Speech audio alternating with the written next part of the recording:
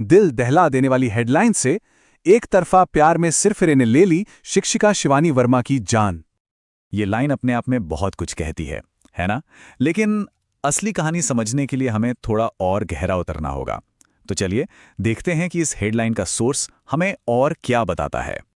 तो सबसे पहला सवाल, ये प्लेटफॉर्म है क्या? मतलब इसका मकसद क्या है और इसे पढ़ता कौन है?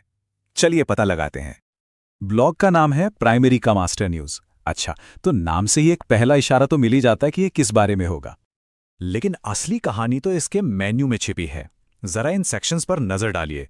शिक्षा विभाग, यूपी टेट, शिक्षा मित्र न्यूज़, बिल्कुल साफ है। ये साइट खास तौर पर उत्तर प्रदेश के सरकारी स्कूल टीचर्स के लिए बनाई गई है। तो सवाल ये है कि यहाँ किस तरह का कंटेंट सबसे ज्यादा चलता है? इसका जवाब हमें मिलेगा पॉपुलर पोस्ट्स वाले सेक्शन में। ये हमें और भी साफ तस्वीर देगा। हॉलिडे कैलेंडर, छुट्टियों की लिस्ट, टेट पर सफाई, मतलब ये पूरी तरह से टीचर्स के कामकाज से जुड़ी एडमिनिस्ट्रेटिव खबरों पर फोकस्ड है। और यही बात उस क्राइम वाली हेडलाइन को और भी अजीब बना देती है ना? वो यहाँ क्या कर रही है?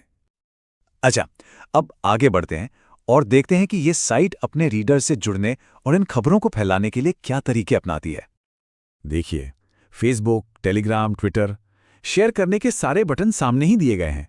इनका डिज़ाइन ही ऐसा है कि कोई भी खबर इस ब्लॉग से निकलकर सोशल मीडिया पर बहुत तेज़ी से फैल जाए।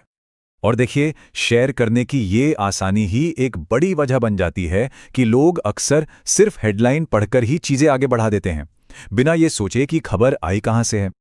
लेकिन अब हम आते हैं इस पूरी कहानी के सबसे ज़रूरी हिस्से पर, और वो छिपा है पेज के एकदम नीचे, एक ऐसी जगह जहां हम में से ज़्यादातर लोग ध्यान ही नहीं देते।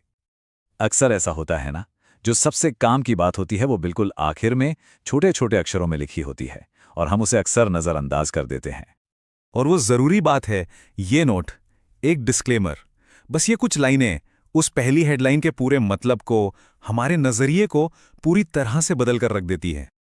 तो ये जो शब्द है डिस्क्लेमर, इसका असल में मतलब क्या है, खासकर इस वेबसाइट पर दी गई खबरों के लिए?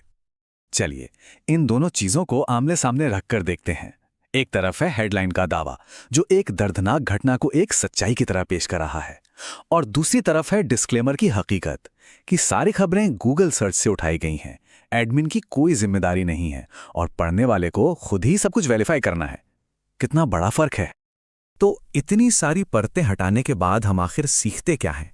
इस पूरी पड़ताल का निचोड़ क्या है? इससे एक बहुत सीधी लेकिन बहुत ज़रूरी चेकलिस्ट सामने आती है। पहली बात, सिर्फ हेडलाइन मत पढ़िए, उसके आगे भी जाइए।